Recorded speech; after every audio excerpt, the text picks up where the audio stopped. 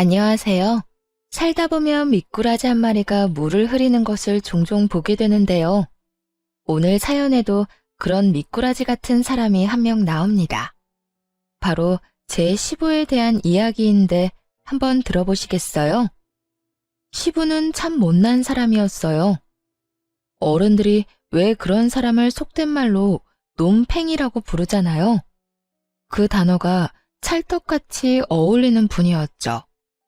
시부에 관해 막말을 하고 싶지는 않지만 솔직히 결혼 전부터 속으로 그렇게 생각하곤 했거든요. 그 나이가 되도록 나이값 못하고 변변찮은 직업도 없었고요. 시모가 벌어다주는 돈으로만 생활하는 기생충 같은 인간이었어요. 그래도 가족이라고 어떻게든 안고 가려는 시모와 남편을 보며 내색하진 않았지만요. 도대체 시부가 어느 정도였길래 이러냐고요? 우리 며느리, 그래, 좀 못났지만 얼굴 뜯어먹고 살 것도 아닌데, 원래 와이프는 돈만 많으면 돼. 애인 얼굴이나 예쁘면 되지. 안 그러냐? 이런 발언을 상견례 자리에서 할 만큼 참 철없고 정신나간 사람이었어요. 그 뒷수습은 매번 시모와 남편이 했고요. 죄송합니다. 남편이 오늘 기분이 좋은지 약주를 좀 과하게 들이켜더니 이런 실수를 하네요. 고의가 아니었을 거예요. 너무 죄송해요. 아니에요. 괜찮습니다. 그런데 사부인, 얼굴색이 많이 안 좋아 보이세요. 혹시 어디가 아프신 건지? 요즘 일이 많아서 그래요. 자주 이렇게 컨디션이 좋았다 나빴다 하니 신경 쓰지 마세요. 상견례 때는 결국 시부를 빼고 제대로 된 이야기가 오갔죠. 시모께서는 정말 하시는 일이 많았어요. 평생 본인이 번 돈으로 살았고 일도 하지 않는 시부까지 건사해야 했죠. 그렇다고 시부가 집안일을 해주는 것도 아니었어요. 그저 동네 어귀를 돌아다니며 사람들이랑 농담이나 따먹고 시모 돈으로 생색이나 내며 돌아다녔죠. 한마디로 하루 종일 여기저기 기웃대기만 했다는 뜻입니다. 누가 보면 기둥서방이 아니냐고 할 정도로요. 게다가 심심치 않게 시부가 계집질했다는 소리가 들려왔는데 시모는 그때마다 한숨을 쉬며 고개를 젓고는 했어요. 당연히 저런 인간이랑 왜 이혼 안 하고 계속 사나 싶었죠. 그런데 나이든 어른에게 이혼이란 인생을 부정당하는 것과 비슷하다고 하더라고요. 어디 가서 이혼녀 소리 듣는 것도 싫다고 하셨고요. 시모는 시부가 그냥 아예 딴 여자랑 도망이라도 가면 속 시원하겠다더군요. 그렇게 시부모님은 아슬아슬하게 관계를 유지하고 있었죠.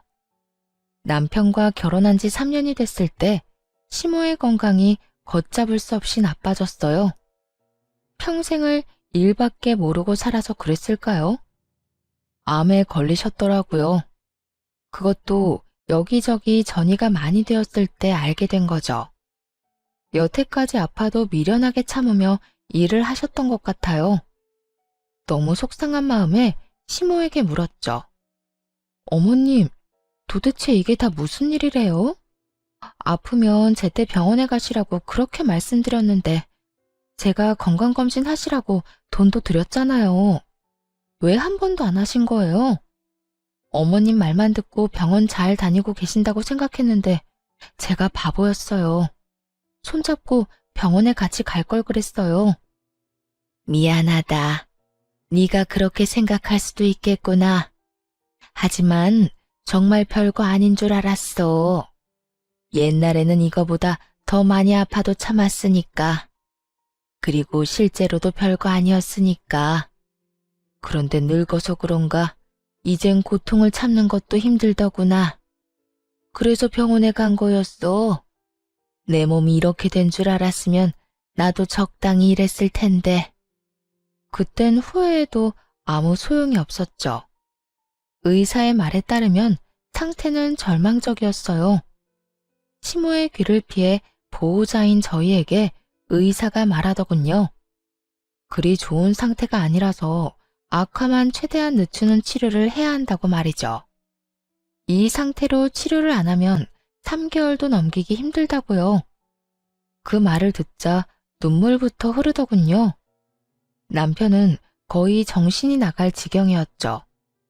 시모와 사이가 아주 돈독했거든요. 시부가 워낙 밖으로 사고를 치고 돌아다녔으니까요. 그래도 아들과 엄마가 둘이서 단단히 뭉쳐 잘 살아왔는데 갑자기 엄마가 시한부가 되어 아들이 무너져 내린 거죠. 그 후 제가 낮아서 시모의 병시종을 들기 시작했어요. 직장을 다니고 있었던지라 시간을 많이 뺄 수는 없었지만 대신 연차를 자주 쓰고 주말에는 특히나 병간호에 힘썼어요. 그리고 저녁마다 병원으로 가 불편한 게 없으셨는지 확인하고 오늘 상태는 어땠는지 체크하며 시간을 보냈습니다. 한편으로는 그런 생각도 들었죠. 평생 동안 일만 한 시모인데 이대로 병원에만 있어도 괜찮을까? 어디 좋은 곳으로 구경이나 가는 게 더 좋지 않을까? 그렇지만 면역력이 바닥으로 떨어진 사람을 데리고 놀러 갈 수도 없었죠. 그래서 아무 말 없이 시모의 병간호에만 집중했어요. 그 모습을 옆에서 지켜보던 남편은 너무 고마워했죠. 그런 남편 마음을 다 알고 있기에 저도 병간호를 하겠다고 한 거고요. 아이가 있어서 조금 신경이 쓰였지만 남편이 친정 부모님과 함께 아이를 봐주니 그래도 한시름 놓았습니다. 그런데 하루는 남편이 굉장히 미안한 얼굴로 말했어요. 여보, 정말 미안한데 어머니 저렇게 아프고 일 못하고 계시잖아. 그래서 아버지한테 용돈을 조금 드리고 싶어. 한 40만 원 정도만. 어때? 사실 남편은 친정 가게에서 일하고 있었거든요. 그래서 돈을 제가 거의 다 관리하고 있었어요. 가게가 무척 잘 된 덕에 남편 월급이 적지 않아서 모은 돈도 생각보다 많고요. 여태까지 한 번도 시댁에 돈을 주자고 한 적이 없던 남편이었기에 조금 의외라고 생각하긴 했어요. 이 사람이 생각보다 아버지를 위하는구나 싶었죠. 그렇게 남편의 제안대로 시부에게 매달 40만 원씩 용돈을 주기 시작했습니다. 그런데 얼마 지나지 않아 청천벽력 같은 소식을 전해 듣게 됐어요. 예, 너희 시아버지 도대체 왜 그러니? 언니가 지금 사경을 헤매는데 자기는 빨빨거리면서 또 여자나 만나고 다닌대. 그 인간 처음부터 싫었어. 언니를 한평생 고생시키다가 결국에는 외도까지. 언니가 이혼 안 한다고 고집 피워도 아예 둘 사이를 확 끊어놨어야 하는데 결국 죽기 전에 입고를 당하잖아. 시이모님이 오셔서 몰래 전한 말에 어안이 벙벙했죠. 아버님이 외도를 하신다고요? 그래. 지금 동네에 소문이 자자해. 내가 그 이야기 듣고 머리 꼭대기까지 화가 치솟아서 정말. 아니, 인간 말종도 그런 말종이 없지. 어떻게 한평생 돈 빨아먹다가 죽을 때 다 되니 다른 여자로 갈아타? 그럴 거면 진즉 빨리 딴 년한테 들러붙든지.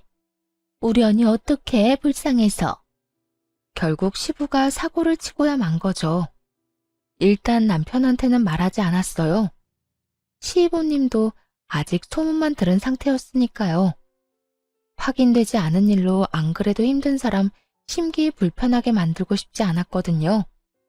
그런데 그 이야기를 들은 다음날 시부가 연락을 해왔어요.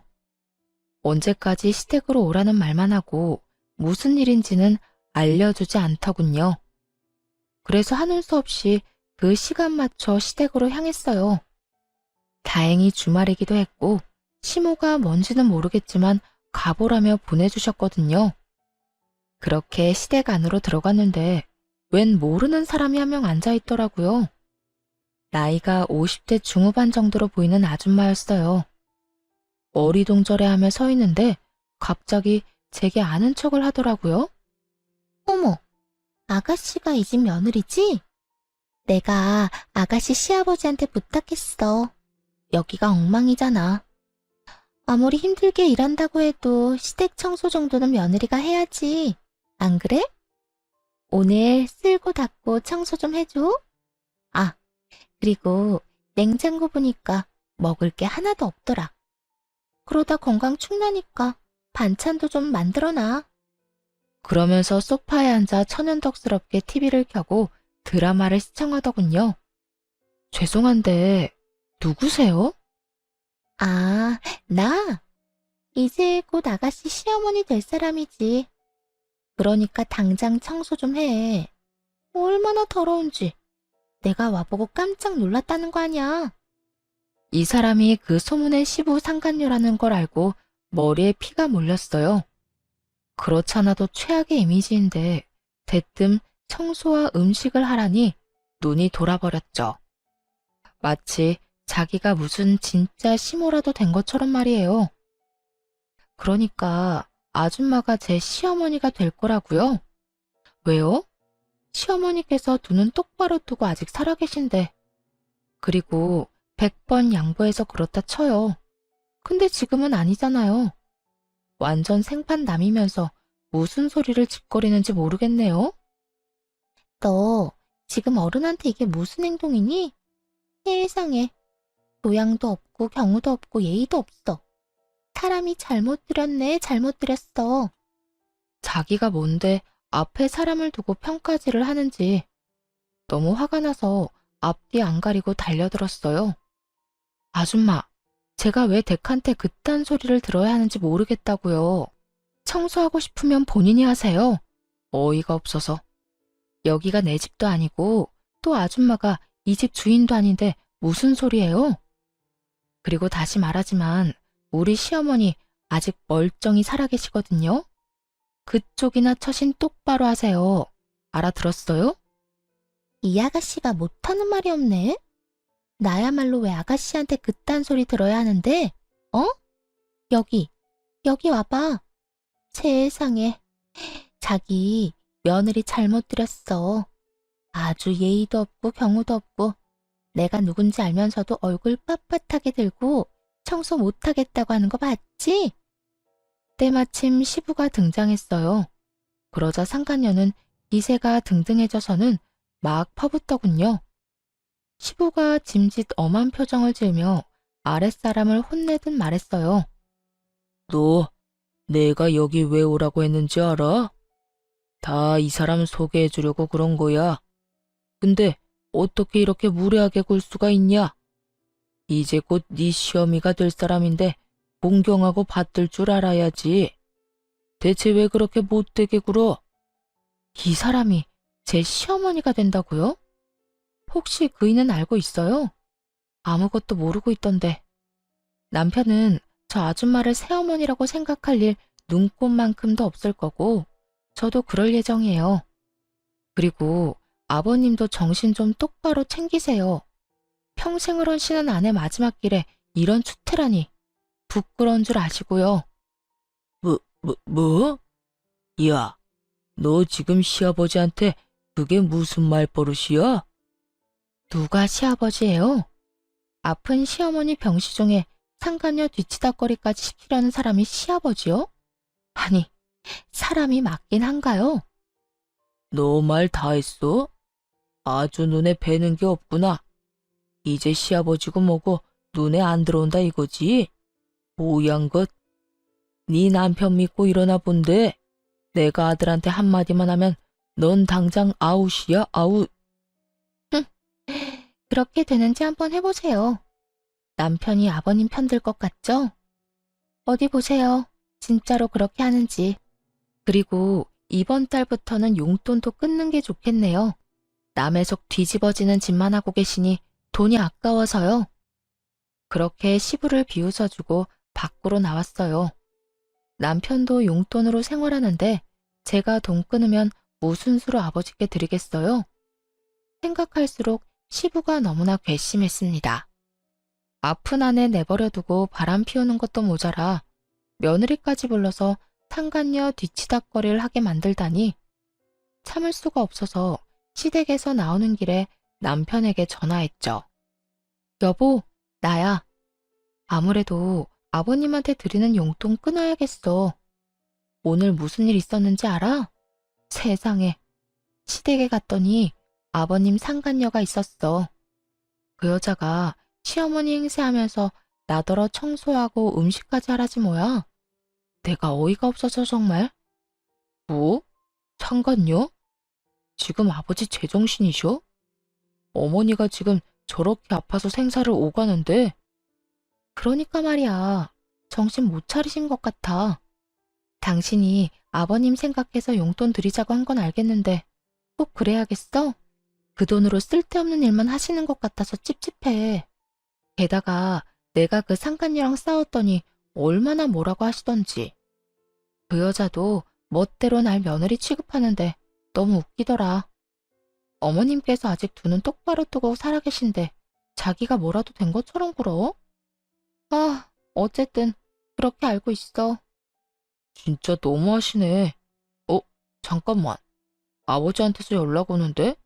전화 받고 내가 다시 연락할게. 시부는 쥐새끼처럼 빠르게 행동하더군요. 남편에게 바로 연락한 걸 보세요.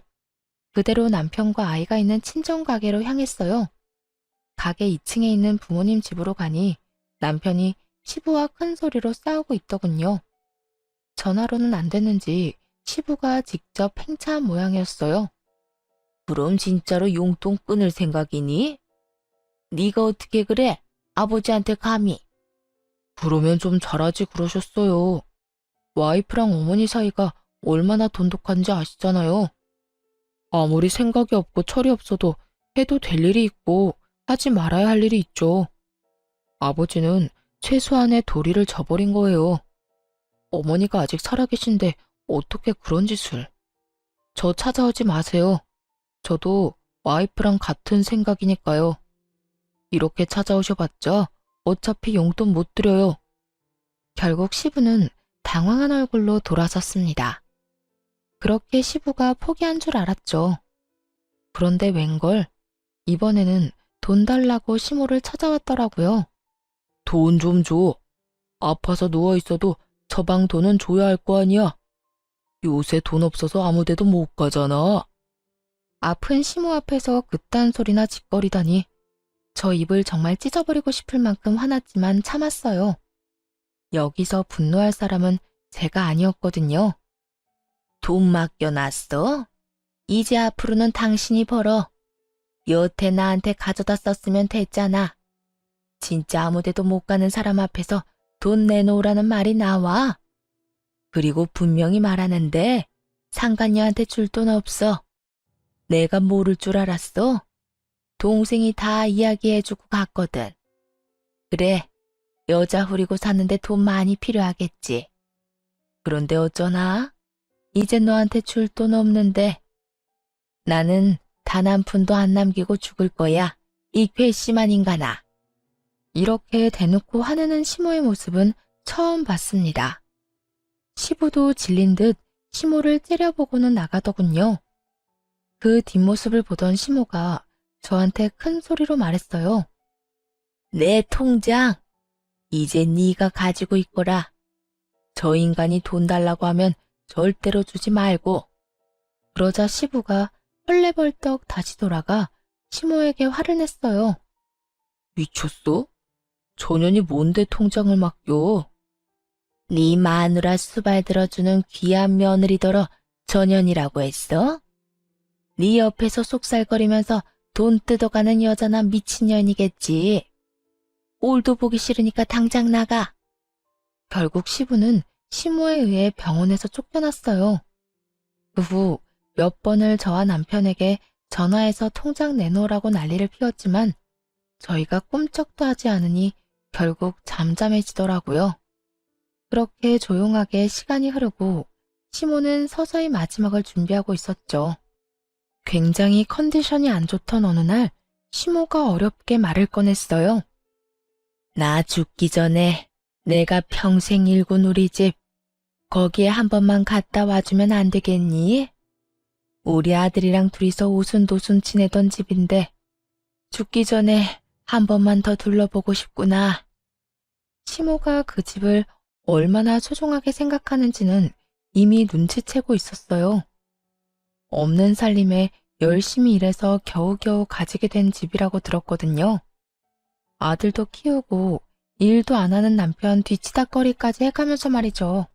지방 외곽에 있어서 그렇게 비싼 집은 아니었지만 시모에게는 그저 단순한 집 그 이상의 의미였을 거예요.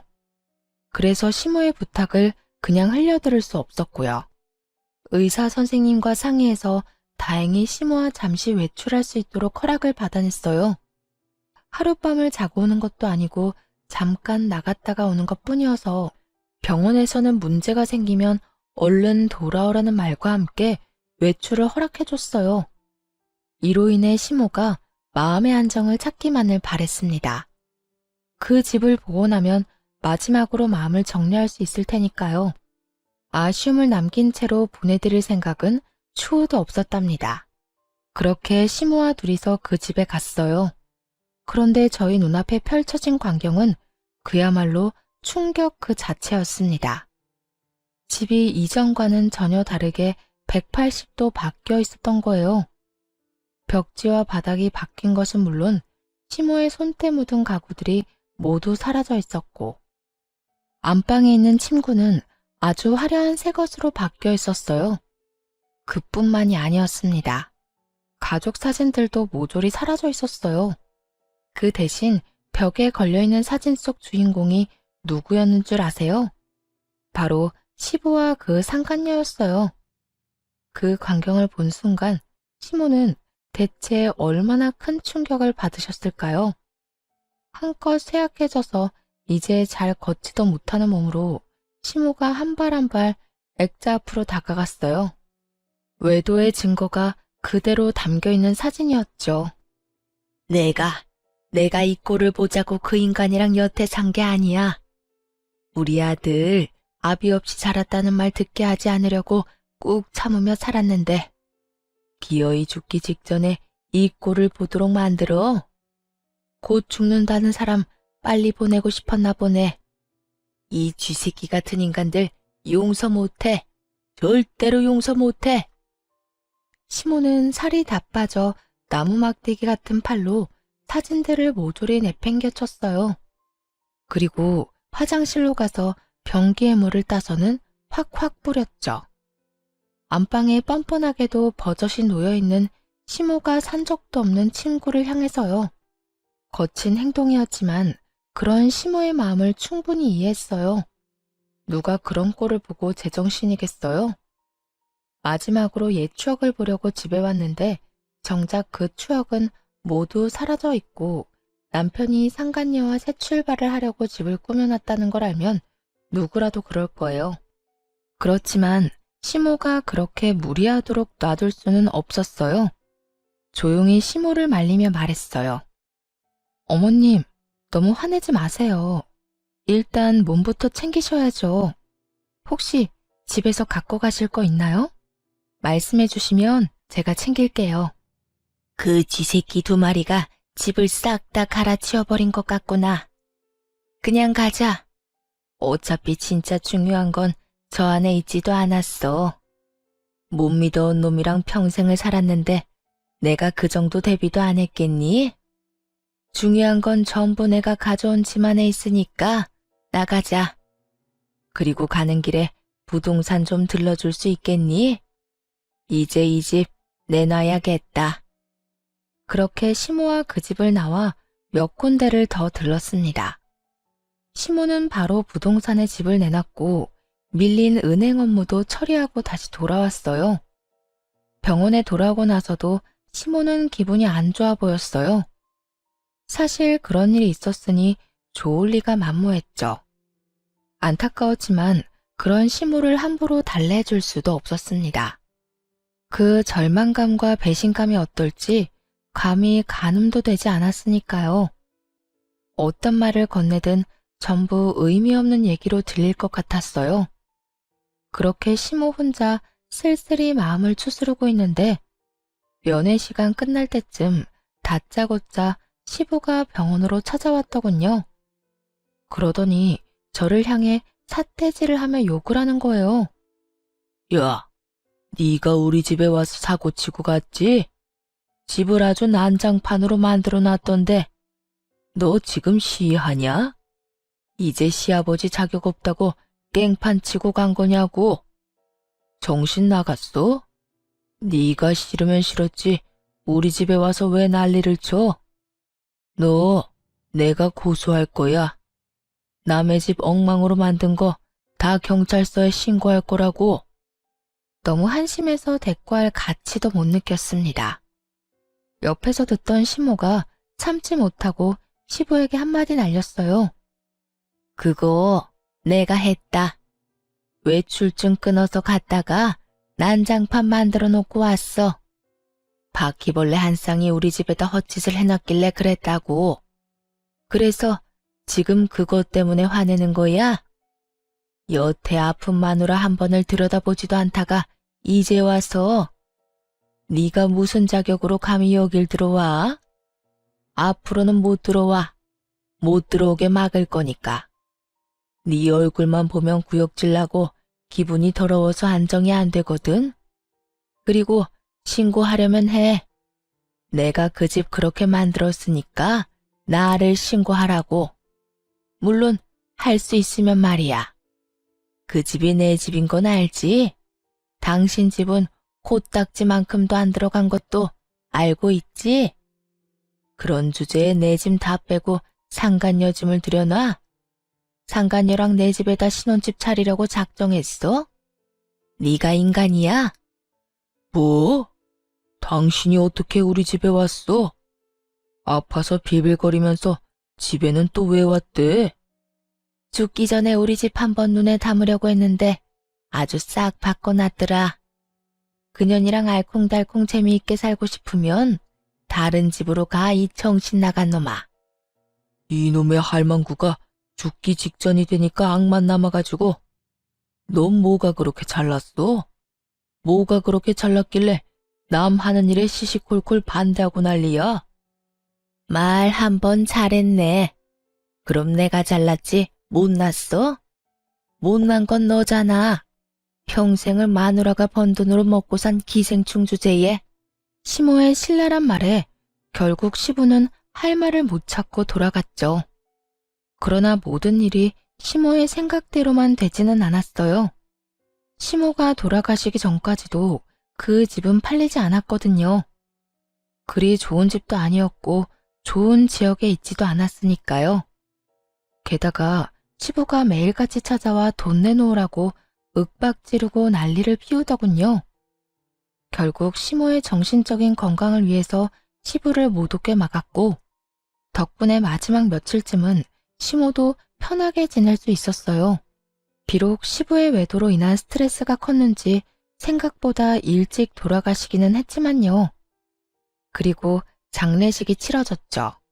그런데 그날 시부가 그 상간녀를 데리고 와서 시시덕거리는 걸 직접 보게 됐어요. 어이가 없었지만 날이 날이니만큼 제 선에서 해결하려고 했는데 실패하고 말았죠.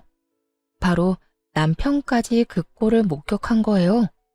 장례식은 그야말로 난장판이 됐어요. 남편이 눈을 뒤집은 채 불같이 화를 냈거든요. 아버지, 미쳤어요? 여기가 어디라고 저 여자를 데리고 와요. 어머니 가시는 길에 어떻게 진짜 정신 나가셨냐고요? 너 아비한테 그게 무슨 말버릇이야? 이 사람이 도와준다며 와줬으면 감사하다 인사는 못할 망정. 며느리한테 물들어서 너까지 지금 이러는 거야? 뭘 도와주러 와요? 얼굴 안 비추는 게 도와주는 일인 거 몰라요? 가세요. 지금 당장 여기서 나가시라고요. 한 번만 더 어머니 가시는 길 망치면 나 진짜로 아버지 용서 안 합니다. 두 번 다시 얼굴도 안 볼 거라고요. 아들의 말에 겁이 나기는 했는지 결국 시부와 상간녀는 장례식장에서 나갔어요. 남편은 죽을 상을 하고 있었고 저는 남편 달래랴 손님들 받느랴 정신이 없었습니다. 그렇게 위태로웠던 장례식이 끝났어요. 앞으로는 시부와 절대 만나지 않을 생각이었어요. 시모가 살아계실 적에 단 한 번도 도움이 안 됐던 사람, 또 남편조차 아버지 취급 안 하는데 괜히 시아버지 대접해드릴 필요는 없잖아요. 그리고 인간이면 그래선 안 되잖아요. 어떻게 자기 와이프 장례식에 상간녀를 데려와요? 어머님 가시는 길이 얼마나 불편했을지 짐작도 가지 않았어요. 그런데 장례식이 끝나고 며칠 후 시부가 저와 남편을 시댁으로 부르더군요. 그래, 마지막으로 할 말이 있을 거라고 생각했어요. 시모가 돌아가셨으니 재산에 관한 말이라도 하려나 싶었죠. 그런데 시댁에 갔더니 얼마 전에 겪은 것과 비슷한 상황이 벌어져 있더군요. 시부와 상간녀가 나란히 앉아 있는 거예요. 상간녀는 마치 자기가 시어머니라도 되는 양 앉아서 저를 물끄러미 보더라고요. 한껏 안 잊고 하는 얼굴로 말이에요. 정식으로 인사시키려고 불렀다. 아들, 네 새어머니가 될 사람이다. 며느리, 너한테는 새 시어머니이고. 욕짓거리가 입안 가득 차 나오려는 걸 겨우겨우 막아냈어요. 어떻게 시모가 돌아가신 지 며칠 지나지도 않았는데 저런 짓을 할 수 있는 건지 상식적으로 도저히 이해가 안 가더군요. 저만큼이나 남편도 황당해하며 시부에게 말했어요. 아버지, 이게 도대체 뭐 하는 짓입니까? 어머니 돌아가신 지 며칠 됐다고 지금 저 여자를 집에 들여요. 저 여자가 아니고 새어머니라니까. 앞으로 어머니라고 똑바로 불러. 그리고 그 할망구가 죽었으니까 이 여자를 불렀지. 내가 너희 엄마 살아있을 적에 이 사람이랑 혼인신고라도 했니? 아니잖아. 나는 지금 홀몸이 됐고 이 사람도 남편이 없으니 둘이서 살면 그게 부부인 거지. 조만간 혼인신고도 할 거다. 그러니 그렇게 알고 하늘처럼 받들어 모셔라. 그 말 하려고 너희 부른 거야. 자식이라고 하나 있는 것이 효도할 생각을 해야지. 잘 들었지? 특히 하나 있는 며느리, 너. 네가 경우도 없고 예의도 없으니까 내가 앞으로 가르칠 게 많아. 여태까지 무식한 옆에내 밑에서 어떻게 지냈는지 모르겠지만 난 그렇게 가볍고 쉬운 사람 아니다. 그러니까 이제 이 집안 청소는 네가 해. 병 걸린 시모 수발까지 들었다고 하니 내 수발 드는 건 일도 아닐 거 아니야. 이제 네 시어머니는 나니까 당연히 그렇게 해야지. 정신 나갔어요? 제가 미쳤다고 아줌마 수발을 들어요. 정신이 나가도 한참 나갔네. 저기 아줌마, 저는 두 사람 사이가 어떻게 되든 상관없어요. 그러니까 시어머니 대접 바라지 마세요. 저도 며느리 대접 안 바랄 테니까. 야, 너 말 다 했니? 이제 네 남편이 내 자식이야. 이제 앞으로 내가 네 시어머니라고. 그러니까 넌 당연히 내 말 들어야 하는 입장인 거 몰라? 시어머니 대접을 안 하겠다고? 이 집에서 쫓겨나고 싶어? 쫓겨나요? 제가? 오히려 코웃음을 치자 그 상간녀가 당황하더군요. 그때 남편이 말했어요. 누가 제 어머니예요? 제 어머니는 한 분밖에 없습니다. 그러니까 저한테도 어머니 대접 바라지 마세요. 두 분이서 어떻게 사시든 저희는 상관 안 할 테니까 알아서 하시고요. 그리고 아버지, 남편은 시부를 똑바로 쳐다보며 차갑게 말했어요. 아직도 못 알아들으신 것 같아서 마지막으로 말씀드려요. 아버지가 어머니한테 한 짓, 저는 죽을 때까지 못 잊을 거예요. 돈이란 돈은 다 빼먹고 어머니가 아파서 힘 못 쓰니 어떻게 하셨어요? 다른 여자 데리고 와서 마지막까지 어머니 평온하게 가지 못하도록 만들었죠. 어머니가 고생하면서 아버지한테 해준 것들은 이미 다 잊어버리셨겠죠. 그거 다 저한테는 한이에요. 그러니까 두 번 다시 연락하지 마세요. 아들 노릇 바라지도 마시고요. 아버지가 어머니한테 하신 그대로 저도 철저히 무시하며 살 테니까 아버지도 제 도움 바라지 말고 사세요. 아시겠어요? 그래, 좋아, 알겠다. 나중에 유산 물려달라고 와서 짹짹거리지나 마라. 네 엄마 재산 넌 보지도 말고. 그러고는 두 사람끼리 아주 웃으며 좋아 죽더군요. 돌아서서 나오는 저희는 본 척도 안 하면서 말이에요. 하지만 그 즐거움이 며칠 안 갈 거라는 걸 알고 있었기에 한껏 비웃어 줬습니다. 역시 며칠 지나지 않아 시부와 상간녀가 친정가게로 찾아왔어요. 남편과 이야기를 하려던 모양인데 그날 저도 함께 있었거든요. 마주치자마자 시부가 득달같이 화를 내더군요. 야, 네 시어머니 재산 네가 빼돌렸지? 다 어떻게 했어? 어떻게 된 게 통장에 돈이 한 푼도 없어? 게다가 집에 있는 담보대출은 도대체 뭐야? 네가 가져갔어?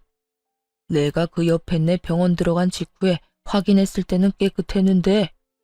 야, 머리 좋더라고요. 시모가 병원에 들어가자마자 시모 재산을 파악했었다니. 정말 한 번 나쁜 놈은 참 변함없이 나쁘다는 걸 알게 됐어요. 그걸 왜 저한테 물으세요? 제 이름으로 대출을 받을 수 있다고 생각하세요? 그 집이 어머님 이름으로 되어 있는데? 네가 옆에서 시험이 살살 긁어서 돈 빼갔을지도 모르지. 죽을 때까지 옆에 있었으면 알 거 아냐? 돈이 어디로 간 건지 정도는. 나서서 수발든다고 할 때부터 이상했지. 너 이러려고 수발든 거지? 네 시어머니 재산 빼돌리려고. 그러니까 근거 없는 소리 좀 그만하시고요. 은행 가서 누가 담보대출 받았는지 확인이나 해보시라고요. 뭐 확인을 안 해도 본인이 아니고서는 대출을 받을 수가 없잖아요. 그러니까 시부도 아무 말 못하더군요. 그리고 이미 직접 은행에 가서 확인하고 왔을 거예요. 누군가를 탓하고 싶으니 괜히 여기서 마주친 제게 화를 내는 거였죠. 사실 상간녀와 시부가 새살림을 차린 그 집을 보고 시모가 열받았던 그날 부동산 말고 은행에도 갔다고 했잖아요. 그때 집이 안 팔린 걸 아셨던 건지 아니면 집 팔리기 전에 돌아가실 걸 알았는지 시모가 그 집으로 담보대출을 한도 끝까지 받았더라고요. 결국 시모 명의의 그 집을 넘겨받으며 시부는 그 빚까지 같이 지게 된 거죠. 그럼 담보대출 받은 돈은 어디로 갔는데요? 통장 내역 보시면 알겠네요. 한번 보세요. 그것도 다 가져가셨잖아요. 시모가 돌아가신 후 시부가 재산을 다 가져갔거든요. 당연히 통장도 쏙 가져갔죠. 그런데 시모가 그 큰 금액을 현금으로 빼서 쓰셨지 뭐예요. 그 바람에 그 많던 돈이 어디로 간 건지 아무도 알 수 없게 됐거든요. 게다가 거액의 입원비와 처치 비용으로 시모 통장에는 진짜 돈이 마른 상태였어요.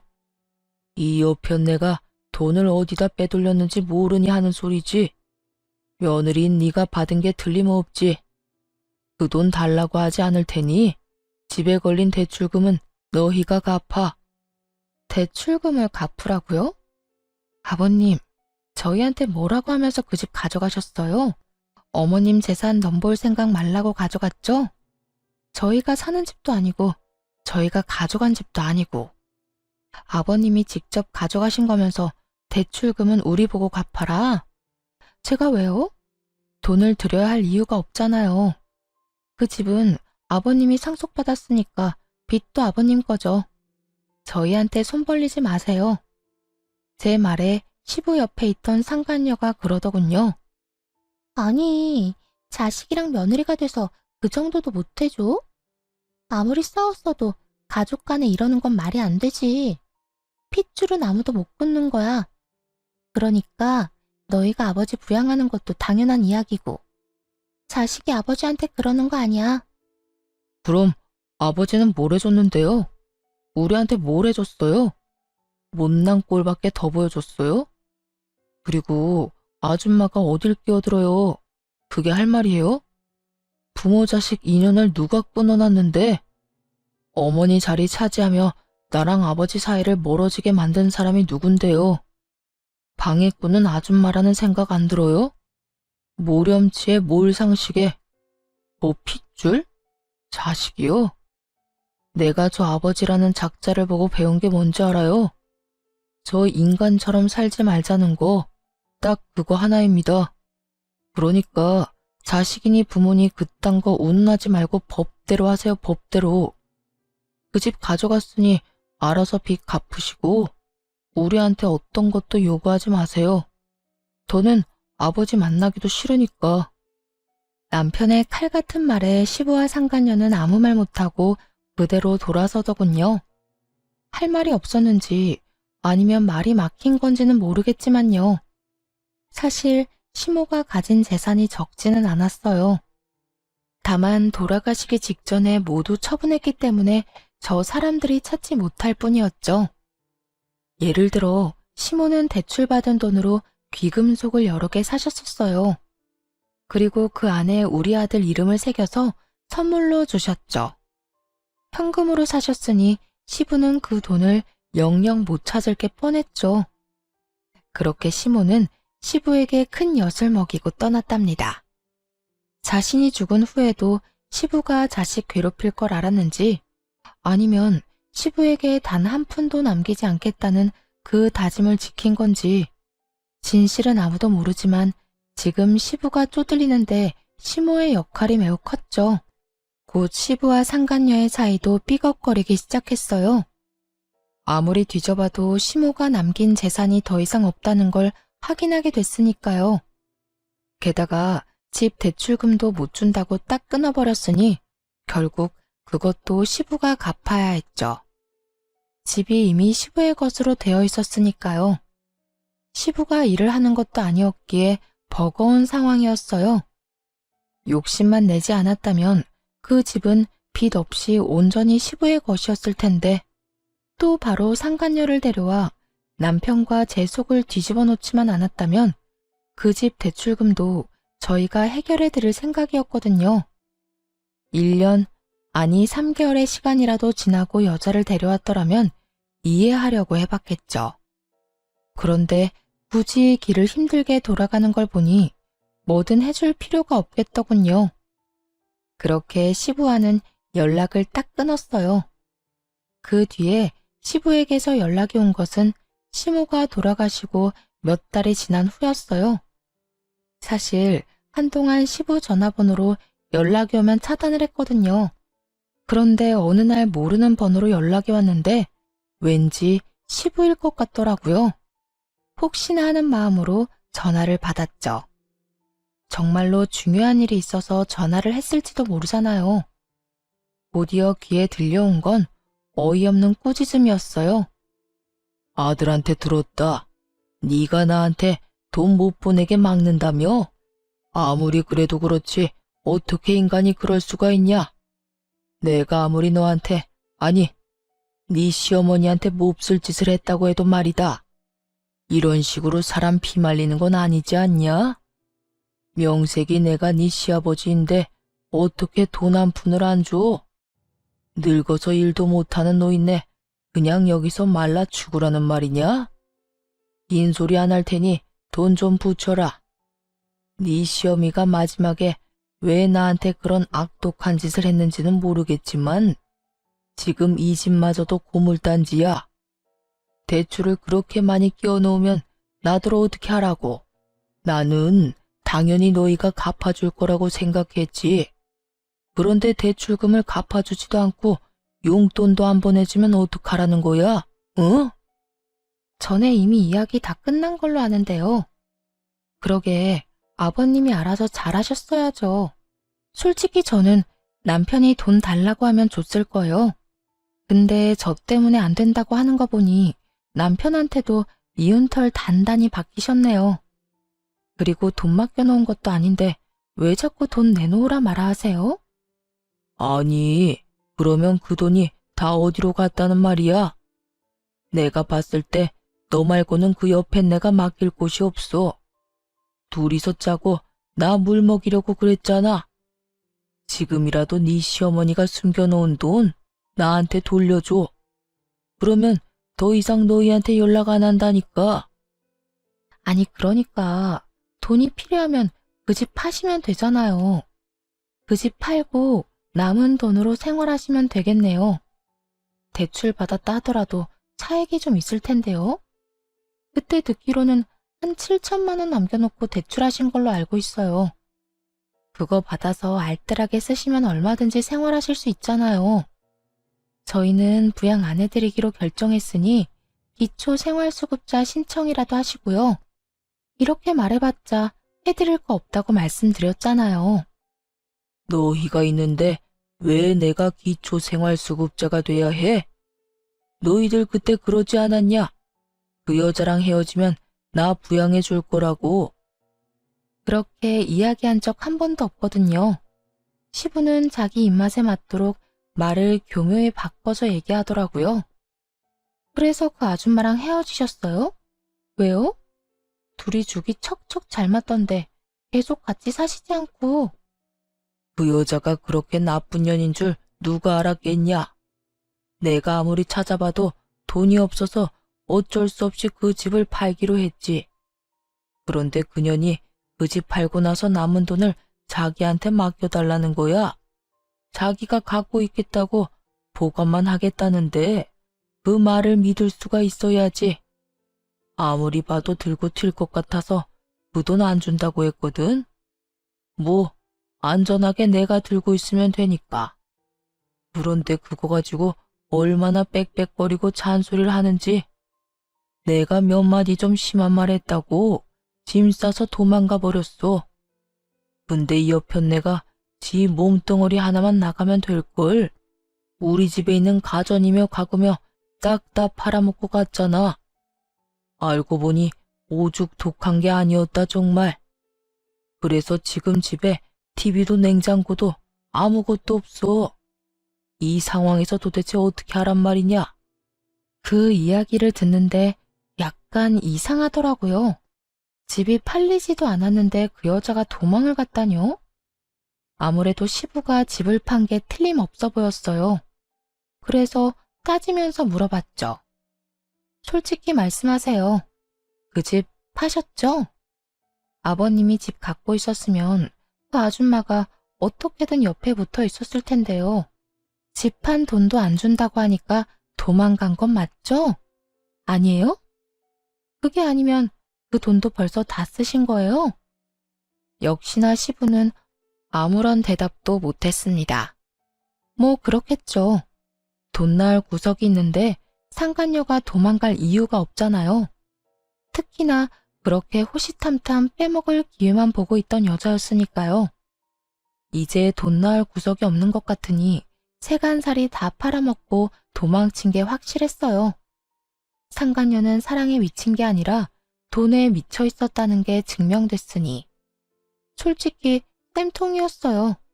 시부는 자기가 뿌린 대로 거둔 상황이었죠.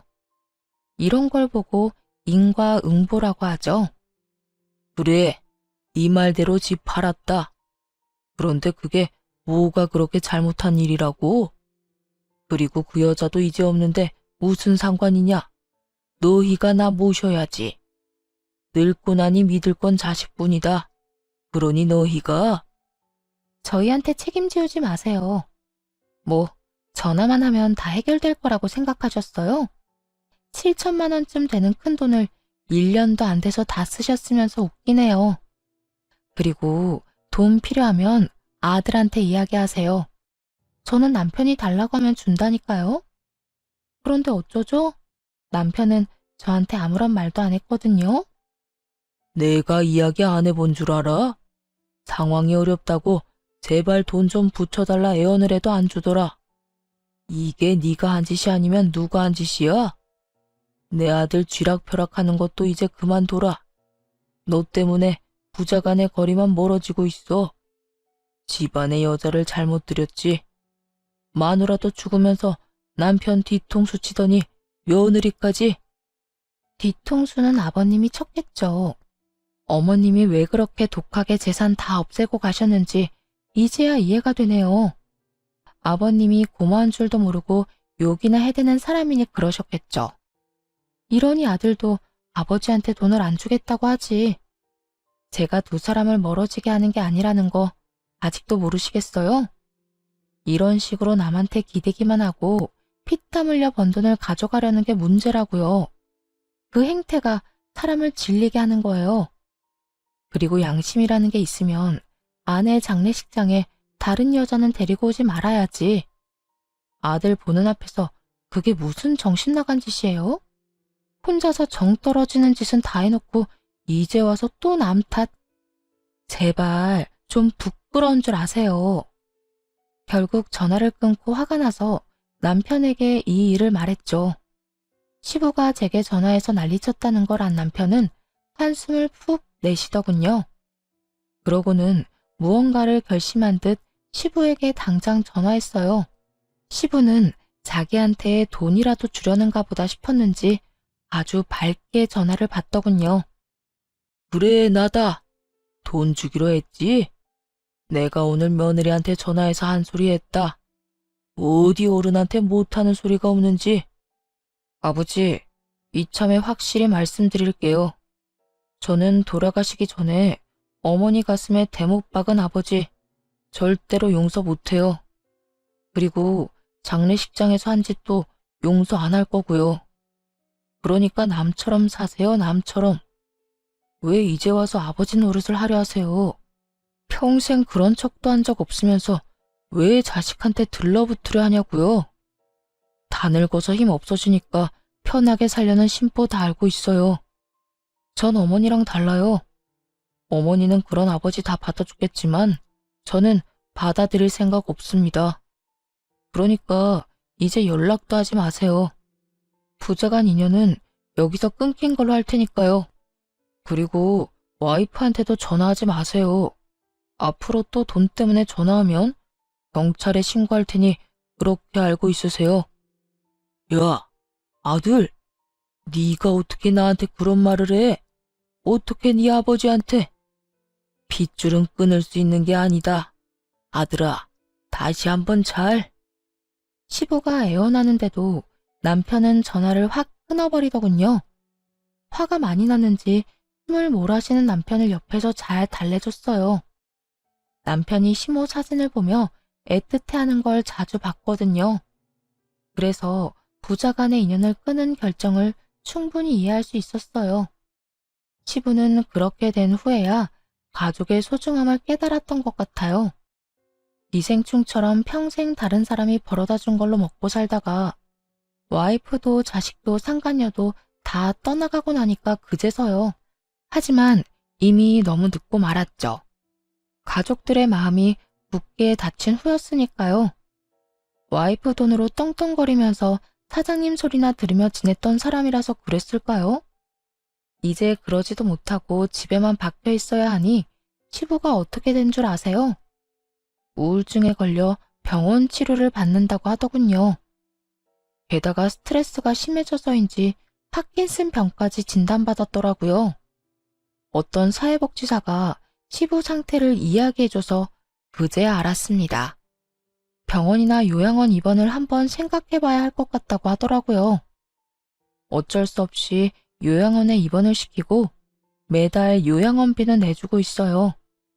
찾아간 적은 입원할 때 딱 한 번뿐입니다. 그 뒤로는 가본 적도 없어요. 가족의 소중함을 모르고 함부로 대하면 결국은 혼자 남겨지기 마련이에요. 후회하고 깨달으면 다행이지만 늦으면 늦을수록 만회하기 어렵죠. 가족한테도 절대로 용서받을 수 없다는 걸 알았다면 시부는 이렇게 되지 않았겠죠. 자식한테 더 잘해줘야지. 인간적으로 기본적인 도리는 지켜야지. 시부를 보며 요즘 이런 생각을 하곤 합니다.